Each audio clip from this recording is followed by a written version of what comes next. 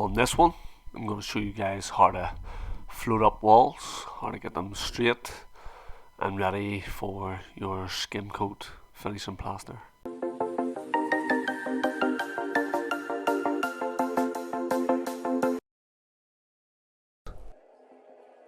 What we doing live? Echoes in eternity. So here we are. First stages is coating the block and the brick. Just depends what it is you're doing. In this case, we're working on fresh, clean, dust-free blocks. These blocks are very low suction, which means that they don't set the sand and cement render up very fast. So I'm in no awful hurry to have to rub it and get it finished, and also I don't need to wet the wall down. Again, if you're new and you want extra time, if you give the wall a wee dampen down, a wee splash here and there, it will actually buy you a bit more time. Or you could wet all the walls the previous day. But the main thing is you get all the dust off, whether it be just brush it off or try and wash it off. I suppose you can wet it down. Again, over on the TikTok, I had lots of questions about SPR in the block, PV in the block. Absolutely no need for fresh block. Better than the camera. This side alone, we've probably done, I don't know how many houses, but the site themselves have built probably over 1,000 houses, and this is the method they've been doing. So, it's well proven, and again, since I've been started plastering well over 20 years now, and this is a very proven method on our blocks. Now, some people, especially where I'm from, some of the blocks are absolutely useless and might need a scud coat. But if your blocks have plenty of key and nice and open, like the blocks that I'm working here, you'll be 100% just coat straight over the top of them. Again, getting a lot of questions on mixes and ratios on both TikTok and the Shorts channel. But this site orders in their own sand and cement, so they just come big tubs. We get 5-6 tubs a day, sometimes more. And again, doesn't the last tub or two sometimes needs a good wet up. Just depends how it was first poured out. But typically, if you were mixing this yourself, you'd probably want a 4-to-1 mix, and that would do you. Again, people ask, one coat, not scratch the walls. Some walls, believe it or not, on these houses do actually need scratched. Sometimes you can double coat them same day, but in particular, these houses, the smaller landing wall, because there's a plasterboard and a floorboard that overlaps the wall, you're sort of coming up the stairs, it's the split level wall. They have all needed scratch coated out, and very heavily scratch coated out, just to get them. But back to the actual tutorial here on teaching you how to plaster. Whether you start on the left or the right, absolutely makes no difference. I prefer starting on the left. Sometimes you will find me and you'll see it on the channel, and you'll see it on future videos, and you'll see it on old videos, that I will start at the door frame, or I will start at the bead or the rule that I have set up. And the reason for that being is that's your guide, that's what you're working to. So I always tend to start there, because once you're coating to that, you'll know what depth you need to go, and you can continue that on the whole wall. And then again, you will be straight edging off a bead or off a door frame, so you'll be able to fill it out and see again where you go. I'll get to that a wee bit later on the straightening section of the video.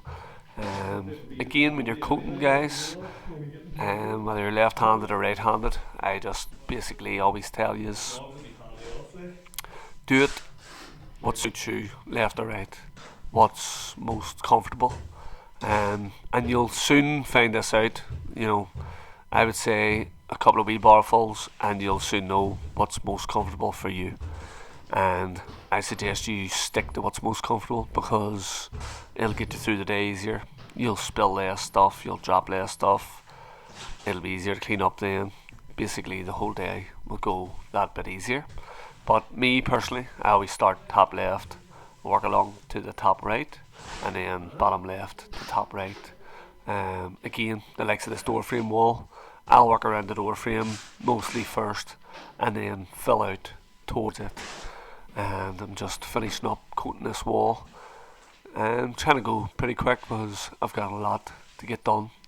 I think I had the kitchen wall to do, I had this whole room to do, a bathroom to do, and a front hall.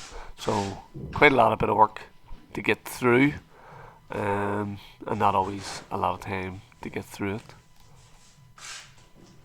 Much like these videos, I always feel like there's so much knowledge and tips and tricks that I could be given, but always seem to run out of time or forget some things to add into the videos. But yeah, there'll always be more videos and more time to give more tips and tricks. Again, if you get to the end of this video, guys, and you haven't learned something, then you must not actually be watching the video, and you must not actually be listening to the words that I'm saying. So here's a quick look at it all coated, and you can see I've coated up around all these frames. This wall in particular is quite heavy. Unfortunately, the joiner could have set the heavy side on the small side on the stairs, which would have helped out a wee bit more. Would have meant that we had a lot less to coat on the bigger side. But it is what it is. We're not going to get the door frame changed at this stage, so what we're doing is we're just ripping up off the door frame there, and then any excess we'll just put it back on the board or back in the wheel bar. And the straight edge we're using here is 6 foot.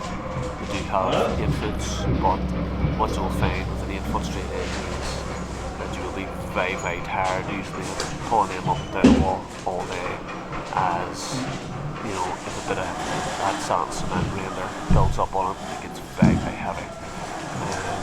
And again, 6 foot is a good enough straight edge to use for these are big walls.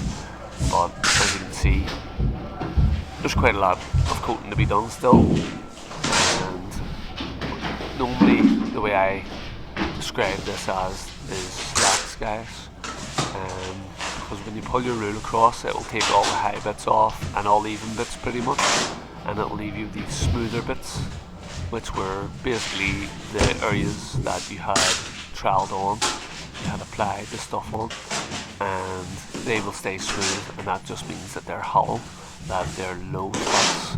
And what you want to do is make sure you have fresher stuff to recoat this, as you'll find if you picked up stuff off the floor to start trying to fill in slacks, it most likely will get a bit stiffer. And what will happen then is when you go to pull your straight edge across the wall, it'll start to peel and pull, it'll pull chunks off your wall. So try to use fresher, creamier, wetter stuff to fill in your slacks.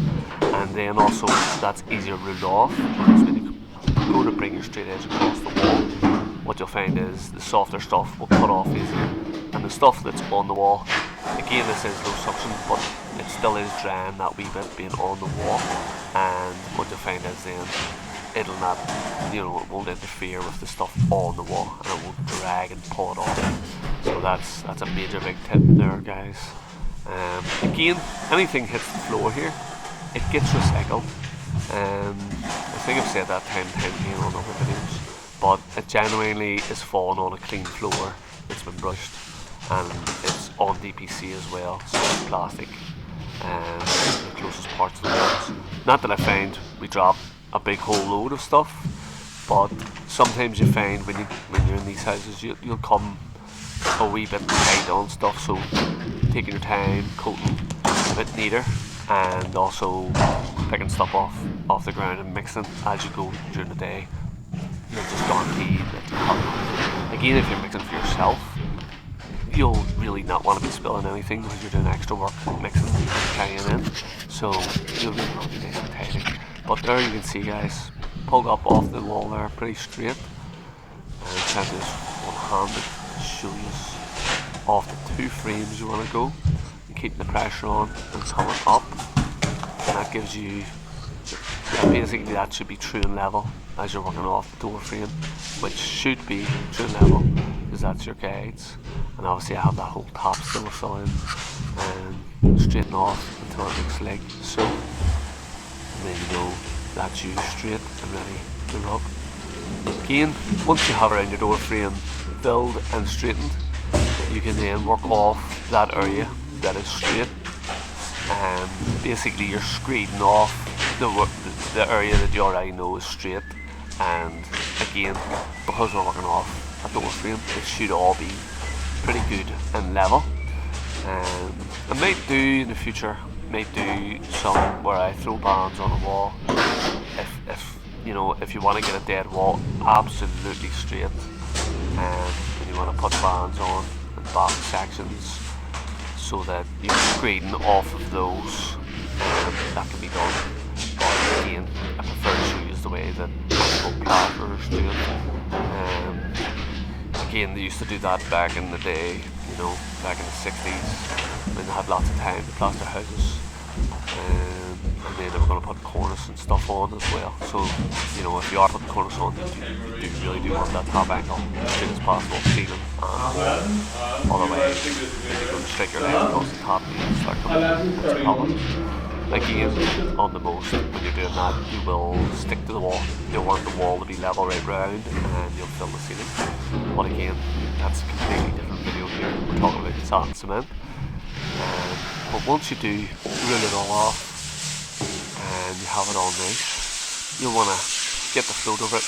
There's just a wee thing I was showing a mate in work here on what way the house that we're building is going to get rendered. So I just had to describe some cornerstones and the way we're doing the front to them.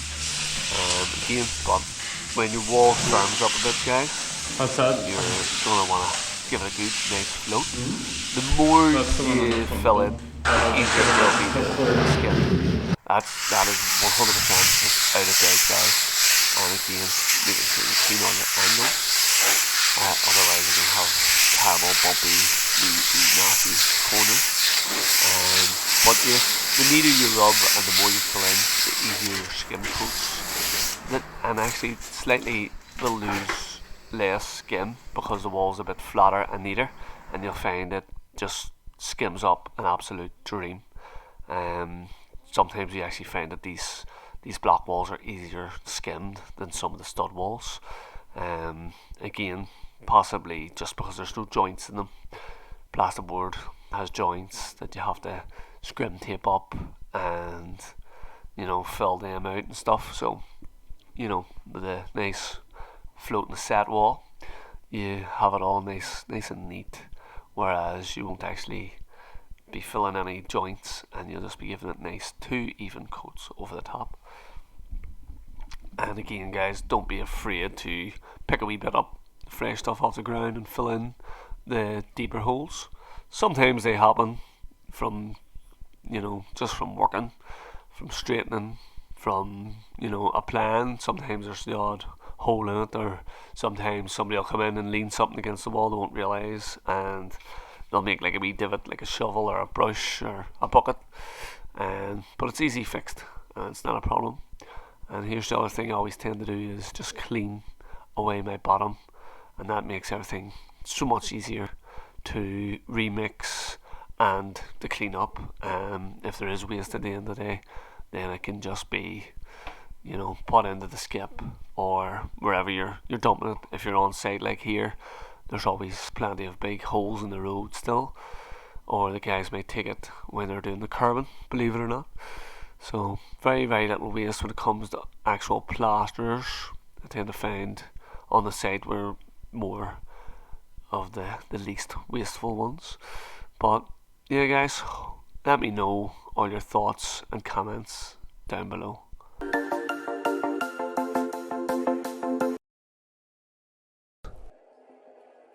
we doing live? Echoes in eternity.